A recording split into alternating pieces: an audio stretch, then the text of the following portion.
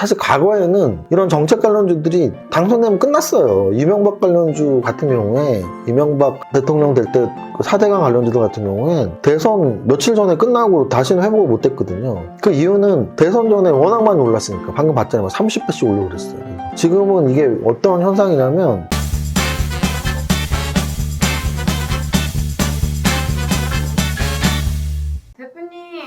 보혜씨였어. 약은 뭐예요? 이거 빨간 약. 이거 마음이 아플 때 이렇게 빨간 약 바르고 하는 거.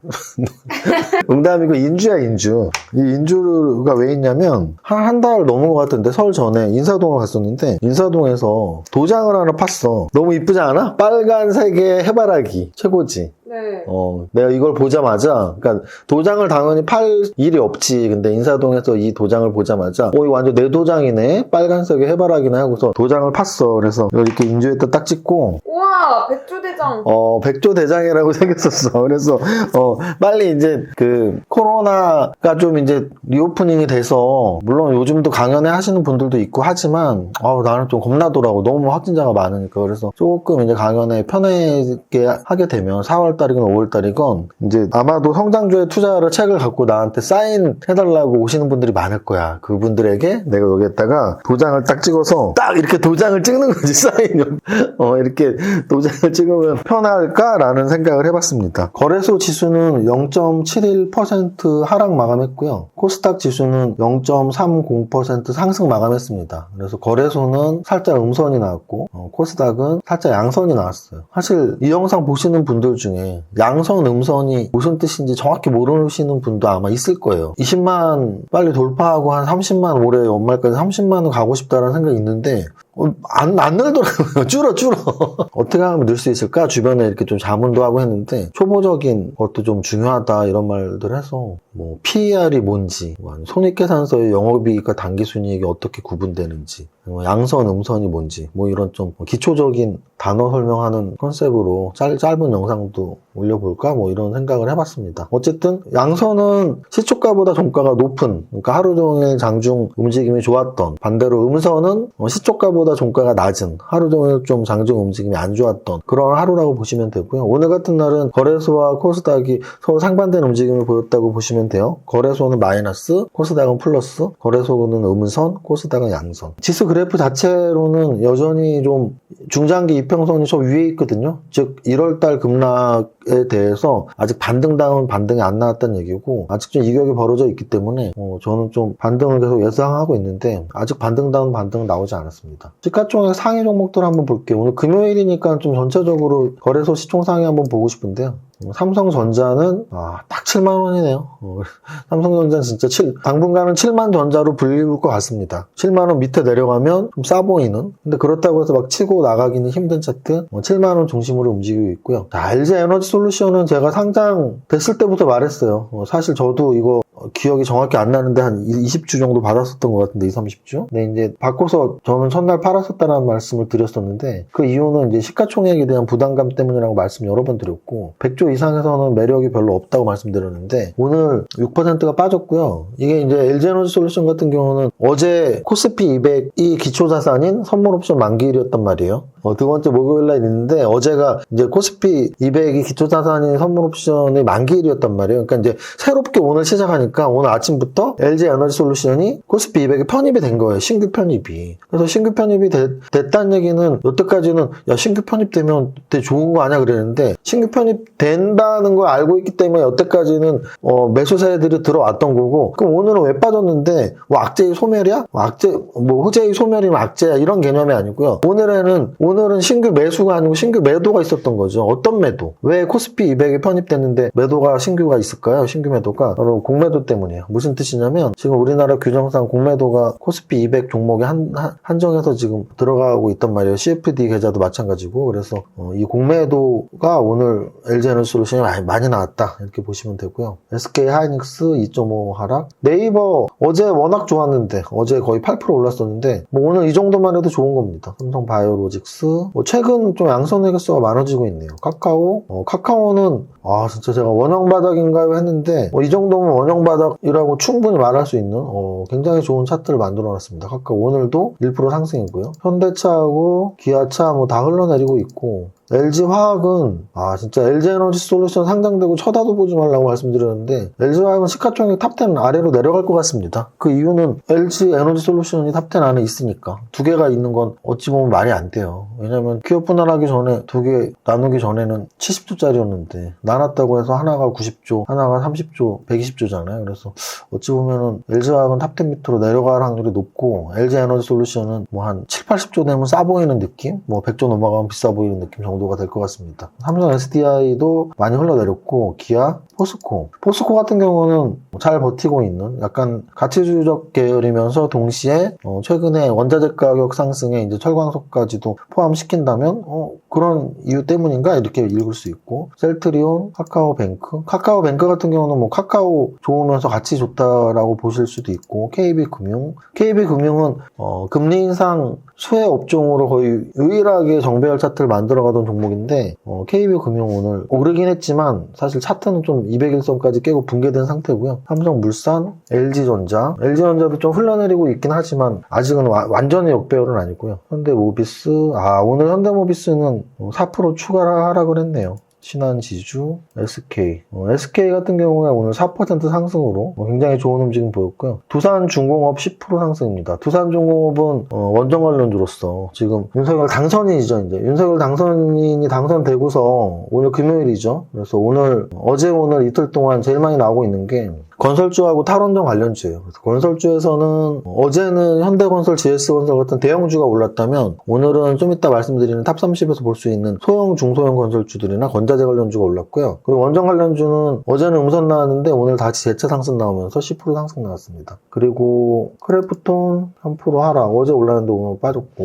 하나금융, 지주, SK텔레콤, 하이브 오늘 마이너스 0.35 뭐 이 정도까지 보면 될 것 같네요. 대한항공 오늘 2.5% 오늘 리오프닝 관련주들이 좀 움직임이 좋았어요. 이거 역시 기대감인데요. 두 가지 합이라고 보시면 돼요. 하나는 오미크론 때문에 지금 3월 20일 이렇게 피크 치고 내려갈 수 있다라는 기사 나오면서 이제 피크 치고 나서는 사실은 더 이상 묶어둘 이유가 없는 거죠. 지금 미국 같은 경우 지금 거의 모든 주가 마스크 의무화를 해제시켰다고 하고 우리 같은 경우 지금 6인 제한에 11시 제한까지 있는데 그것도 이제 오늘 내일 하는 거죠. 그래서 오미크론의 피크를 언제 찍는지 리오프닝 가능성. 그 다음 두 번째는 역시 이제 윤석열 당선자의 공약 중에 내가 되면 자영업자들을 위해서 소상공인들을 위해서 빨리 다 풀 거다 이런 말들이 있었죠. 그래서 그런 것과 결합돼서 리오프닝 관련주에 대한 관심이 시장에서 나오고 있습니다. 그래서 지금 윤석열 당선자하고 직접적으로 관련된 정책 관련 지금 가장 이슈가 되고 주목받고 있는 세 가지를 꼽으라면 탈원전,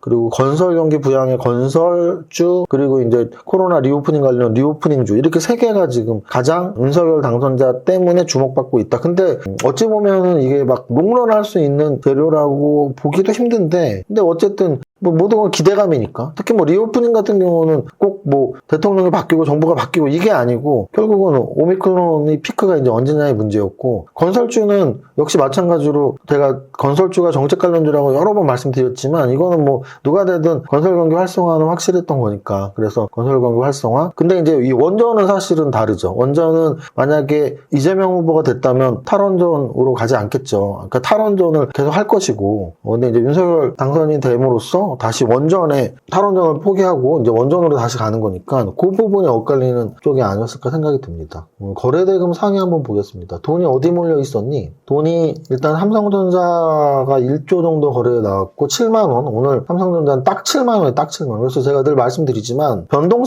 주가의 변동성으로 수익을 내고 싶으신 분들은 삼성전자 사면 수수료도 안 나옵니다. 수수료도. 그럼 삼성전자 어떤 사람이 사야 되냐? 나 이제 주가 안 봐도 돼. 또는 나 좀 배당도 좀 받고 이렇게 좀 주식 초보야. 또는 포트폴리오에서 나는 반도체 관련주 중에 소부장보다 그냥 삼성전자 하나 갖고 싶어. 뭐 요 정도 분들이 갖고 있으면 돼요. 그 다음 두산중공업 같은 경우에 원전 관련주로서의 움직임이라고 보시면 되고, LG에너지솔루션 아까 말씀드렸지만 코스피 200 편입에 따른 공매도 물량 증가, 신규 공매도 증가라고 보시면 되고, 일진파워 같은 경우 역시 원전 관련주고요. 보성파워텍도 원전 관련주로 어제 움직였었고 오늘 조정. 알렉 같은 경우는 좀 재밌네요. 안철수 후보가 단일화하고서 대통령으로 윤석열 당선이 되고 17% 이렇게 올랐습니다. SMCNC 같은 경우는 엔터주라고 보시면 되죠. 여기까지 거래대금 좀 몰려있었던 종목들 보고, 등락현황 보면 오늘 거래소가 583대 274, 코스닥이 913대 462. 오늘 지수 대비, 지수는 거래소 소폭 마이너스, 코스닥 소폭 플러스였는데요. 등락현황은 훨씬 좋았어요. 그게 왜 그러냐면 탈원전 쪽 또는 아까 원전 쪽이죠. 엄밀히 말하면 탈원전의 반대니까 원전이죠. 원전 관련주들, 그리고 리오프닝 관련주들, 건설 중소형 관련주들이 워낙 작은 애들이 많으니까 오늘은 지수보다 종목의 움직임이 더 좋았다라고 보시면 돼요. 그래서 지수는 소폭 하락 또는 코스닥 소폭 상승이었는데 오른 종목이 한 2배 정도 많았습니다. 뭐 5개 갖고 있으면 한 3개 정도 상승. 등락현황 보시겠습니다.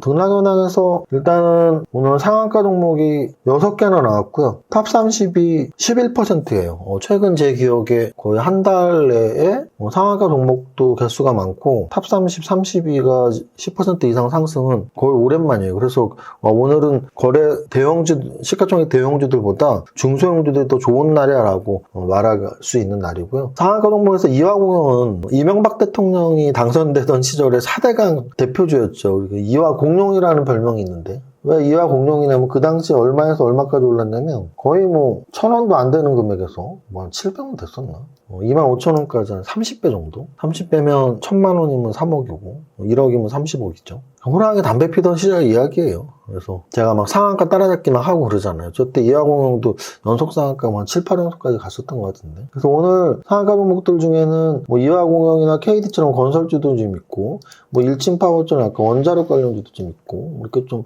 섞여 있습니다. 그리고 상승 종목에서도 뭐 우원개발 같은 경우도 건설주고, 그래서 일단 건설주가 좀 많이 들어가 있어요. 까뮤 ENC, 신원종합개발, 뭐 이런 건설주들이 들어가 있고요. 그 다음에 이제 아까 제가 뭐 안랩도 있네 했는데 안랩도 있고, 오픈베이스도 있고, 써니전자도 있고, 이런 것들이 안철수 후보 관련주죠. 탑 30에 아직까지도, 오늘까지도, 어제에 이어서 오늘까지도 윤석열 당선인의 정책들 또는 뭐 안철수 후보 관련주들 이렇게 대선에 영향이 미치고 있다. 그래서 여러분들이 주말에 그럼 숙제로 과거의 대선들에 어땠는지. 근데 이제 제가 말씀드리지만 요번은 좀 달라요. 무슨 뜻이냐면 사실 과거에는 이런 정책 관련주들이 당선되면 끝났어요. 이명박 관련주 같은 경우에 이명박 대통령 될 때 4대강 관련주들 같은 경우엔 대선 며칠 전에 끝나고 다시는 회복을 못했거든요. 그 이유는 대선 전에 워낙 많이 올랐으니까. 방금 봤잖아요. 30배씩 올라 그랬어요. 그래서 또는 박근혜 전 대통령 될 때도 그 당시에 이제 출산 장려주들이 움직였어요. 뭐 아가방 컴퍼니나 뭐 이런 출산 장려주들이 움직였는데 걔네들도 선거 전에 많이 움직였기 때문에 선거 지나고서는 사실 맥을 못 썼거든요. 그리고 우리 바이든 대통령 될 때도, 미국 바이든 대통령 될 때도 신재생 에너지, 미국의 민주당이 신재생 에너지 쪽이니까 신재생 에너지 관련주들이 당선 전에 많이 올랐었는데 당선되고 나서 또 힘을 못 썼죠. 근데 지금은 이게 어떤 현상이냐면 너무 박빙이었던 거지. 너무 박빙이라 갖고 정책 관련주들이 당선 전에 힘을 못 쓰니까 당선되고 나서 좀 움직임이 나오고 있는데 이게 신뢰도가 높진 않습니다. 그래서 언제까지 갈지는 모르지만 어쨌든 현재까지 드러나 있는 건 원전, 리오프닝, 건설 이 세 가지고요. 그리고 뭐 앞으로는 어떤 식이 될까요? 문재인 대통령이 어디 지역 갈 때마다 뭐 어디 부산 지역 가서 여기는 뭐 활성화시키고 어디 광주 지역 가서 여기는 뭐 활성화시키고 이런 것들이 사실 주식시장에 영향을 꽤 미쳤었거든요. 그래서 어찌 보면 한 나라의 대통령 그리고 그 대통령의 정책, 경제정책이라는 건 주식시장에 영향을 안 미칠 수가 없어요. 근데 이제 지금 공약으로만 드러난 거 어제 오늘 이틀 동안으로는 원전, 리오프닝, 건설 이 세 가지고 근데 이 세 가지가 다는 아닐 것이다. 왜? 그러면은 윤석열 당선인 대통령 되고 나서 우리나라는 이제 에너지는 원전 사업만 하고 부흥하고 산업은 건설 산업만 부흥하고 리오프닝만 부흥하면 우리나라 제1산업은 반도체고 제2산업은 자동차고 제3산업은 제약바이오인데 그걸 활성화 안 시킬 거라고 말이 안 되거든. 말이 안 돼서 지금 좀 약간 일시적인 재료 그리고 궁극적으로는 반도체, 자동차 어차피 다 골고루 성장시킬 수밖에 없습니다. 그러니까 그렇게 보시고 좀 큰 틀에서 보시면 그런 시간들이 남아있다라는 거 기억하시면 될 것 같습니다. 백조 대장으로서 백조님들과 부자 되는 마음으로 부자 되는 노래 1절만 하고 여러분들 금요일 잘 보내시고 다음 주 월요일에 뵙겠습니다. 시작. 나는 10년 안에 100억 부자 될 거야. 모두 화이팅! 이세무사의 장중시황은 밸런스 투자 아카데미 텔레그램을 통해 받으실 수 있습니다. 안녕하세요. 이정우 세무사입니다. 금요일 11시 20분 장중시황입니다. 거래소 지수는 마이너스 0.9%, 코스닥 지수는 플러스 0.5%로 양시장 서로 엇갈린 움직임 보이는 하루네요. 어제는 아시아 증시 전체 상승하는 속에 평균값 정도의 상승이었다면 오늘은 아시아 증시 전체적으로 하락하고 있는데 잘 버티고 있는 금요일입니다. 지수는 여전히 불안한 시기이지만 1월 같은 급락이 나올 확률은 극히 낮다고 보이므로 너무 쫄 필요는 없다는 생각입니다. 거래소 시총 상위에서는 전체적으로 조정 들어간 가운데 카카오뱅크 등 오늘도 소폭 플러스를 유지하고 있으며 강원랜드 3% 상승하며 리오프닝주에 대한 기대감을 보여줍니다. 반면 LG에너지솔루션은 오늘 코스피 200 신규 편입되면서 마이너스 6% 하락하네요. 여러분 시총 100조 이상 시총 부담을 말씀드렸는데 오늘 공매 물량 나오면서 시총 91조에서 거래되고 있습니다. 코스닥 시총 상위에서는 SM, JIP, 디어유 등 엔터주들의 상승이 돋보이며 거래소의 강원랜드처럼 코스닥 파라다이스 6% 상승하는 모습이네요. 전체 종목 상승률에서는 이화공영의 상한가가 말해주듯이 어제 대선 결과에 현대건설, GS건설 등 대형 건설주들의 상승에 오늘 중소형 건설주들이 상승으로 답하는 모습입니다. 상승률 탑 30의 대다수가 건설주와 건자재주 등이네요. 여기에 하나 더하면 리오프닝 정도로 정리할 수 있을 듯합니다. 여기까지 정리합니다. 오늘의 한 줄평 오랜만에 11시까지 불금 모델 선곡투자 화이팅! 글을 모른다면 많은 불편함이 있겠죠. 연구 결과에 따르면 초등 3학년까지 책을 자유롭게 읽을 수 있다면 그 이후 나의 교육 성과에 아주 큰 영향을 미친다고 합니다. 주식 투자도 마찬가지입니다. 주식 투자의 방향과 기준이 올바르게 잡힌다면 투자 성과에 아주 큰 영향을 미칠 수 있는데요. 밸런스 투자 아카데미는 슈퍼개미 이정윤 세무사의 20년 주식 투자 경험과 노하우를 모두 알려드립니다. 밸런스 투자 아카데미 강의는 크게 이론반과 실전반 강좌로 나눠져 있습니다. 이론반 강좌는 완전 초보자를 위한 HTS 활용법부터 3박자 투자법까지 배울 수 있는데요. 주식 투자에 성공하려면 어떻게 해야 될까요? 바로 좋은 종목을 선정해야 합니다. 재료 분석, 가치 분석, 가격 분석을 통해 가장 좋은 종목을 선정할 수 있는 3박자 투자법입니다. 3박자 투자법을 이론반에서 배울 수 있습니다. 벌써 마음이 설레지 않나요? 이론을 배웠다면 실전에 접목시켜야겠죠? 밸런스 투자 아카데미 실전반 강좌에서는 매일 탑 30 분석을 통해 장세 판단을 할 수 있고 매일 이세무사와 함께 종목 선정을 하고 이세무사의 합리적인 포트폴리오 노하우를 익히고 매주 탑100 분석으로 지난 한 주간의 흐름을 정리할 수 있습니다. 이렇게 공부한다면 당연히 내 계좌도 건강하게 바뀌겠죠. 밸런스 투자와 함께 성공 투자하세요.